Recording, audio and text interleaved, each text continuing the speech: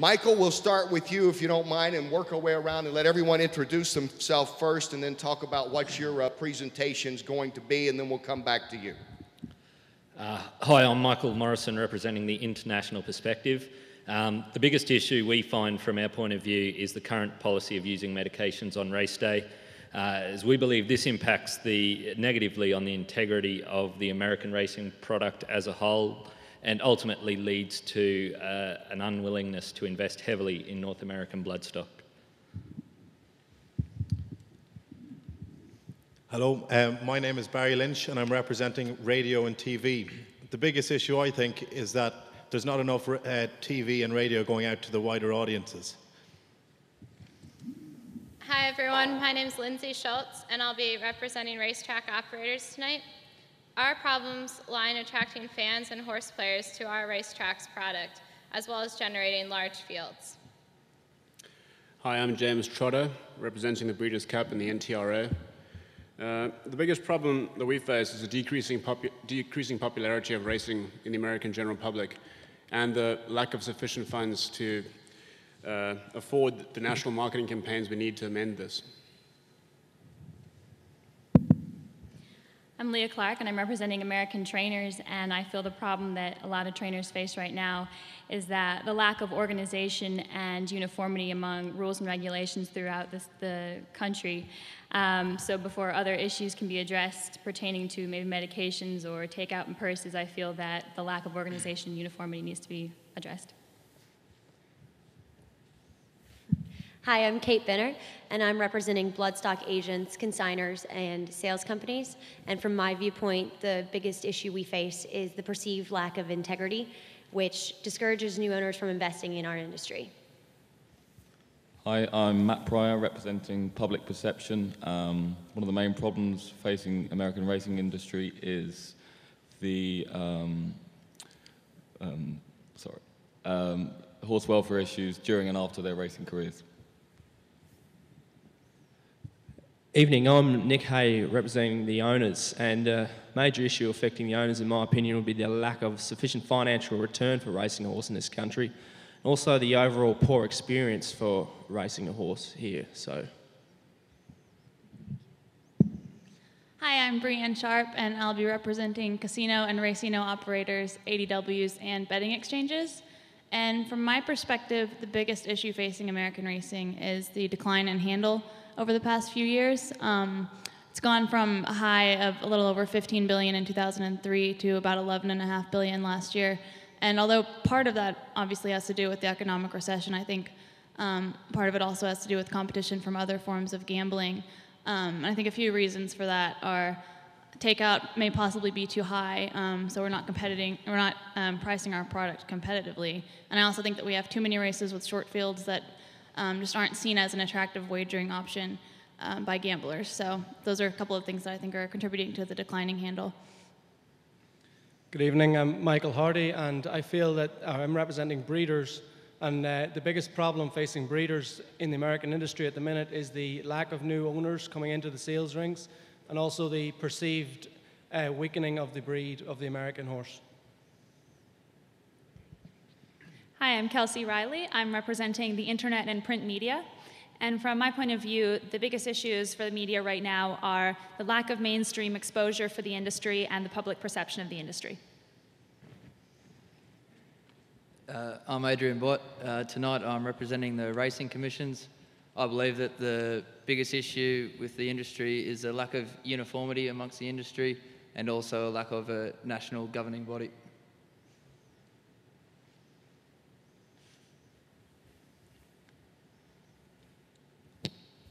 Well done. You're now dismissed. Go. Get out of here. Okay, did everybody hear the issues that they're talking about? Here's what we want to do, because not only, as I said earlier, are they stakeholders, you in the industry are stakeholders as well. So what we're doing a little bit more, this is the most audience participation ever. I'm glad some of you brought pen and paper, because what we'd like to do now, you heard some of the issues that they've addressed. Are there any issues out there that they did not bring up that you are interested in, or would care maybe to say a little bit about something they've already brought up. Clodagh has the microphone. Please give us a show of hand, because I think they've covered just about everything that I can think of in this industry right now. So throw out a question, throw out an observation, if you would, please, at this time. Okay. Wait there, we're coming right to you. Thank you. And this is Tina Kassar. This may be, some people may think this is an insignificant observation, but with the thoroughbred industry, there are so many nurse mares that are used, and I just think there is an issue with those nurse mare foals. There's rumors of what happens to them, and some find nice homes and others are not found nice homes. So that's a welfare issue you're talking about, Tina, is that right? What Tina said, I think, is that the nurse mare foals, she's asking, is there a welfare, or suggesting there may be a welfare issue or perception of welfare issue with nurse mare foals. Is that correct, Tina?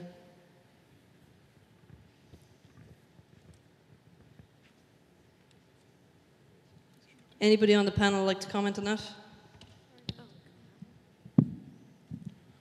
Yeah, I mean, I think there is certainly moral issues there that it's not an ideal situation, and from the public's perspective, it's very hard to understand that. I think the public nowadays are far more and more removed from looking after livestock and understanding just the practical nature of sometimes moving mares out of state and the implications of that.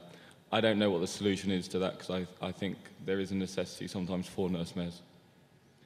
Representing breeders, obviously breeders use a lot of nurse mares throughout the season, and I know that a lot of the majority of farms will actually use nurse mares that come from farms with reputable reputations, where the foal isn't euthanized, it can be raised on bucket milk, and then them foals go on to have as normal a life as any other horse competing in other equine disciplines. Thank you. Very impressive, because actually I thought you guys were just planning to talk about racing and the racing industry, and you jumped right into breeding. I think that shows a lot about the Flying Start program. Yeah, sorry, we should have said that in the beginning. We're gonna keep it pretty much racing oriented tonight, because it's thank you for throwing them a curve early, because I mean, as everybody knows, it doesn't always go from point A to point B when you actually get out there and do that. So well done, panel. Thank you. Any more questions or observations about the racing industry that perhaps they have not brought up at this time that you're curious about or want to elaborate on more? Clodagh, second row. We need some spotters here. You may not have heard, but the Breeders' Cup today announced that there'll be a phase out of medication over the next, or 2012 and 2013. So the international perspective, Mr. Morrison, how do you think that hits that topic? That's a huge step forward. I think as far as the racing product goes, for Europeans especially, who do the majority of competing in this country from overseas, are concerned. Lasix has always been a sticky issue for them. Maybe at times one thing that has prevented them from making that step is they have felt in the past that they weren't on a fair playing field unless they used this race day medication. With the actual stance that the Breeders' Cup is taking, I think it will open the doors much more widely to international participation in the Breeders' Cup, and ultimately, the Breeders' Cup wants to be the World Championships of thoroughbred racing, and that's a very important and well thought of step that they've taken. From a breeder's perspective, it's something that I feel the breeders are definitely happy to see, because these horses that compete in the Breeders' Cup are so often the champions of that year, and the horses that retire to stud and into the breeding stock. So the perception of the weakening of the breed, if it shows that these horses are still as competitive and without any Lasix, then it just gives a better view of the industry and of the breed.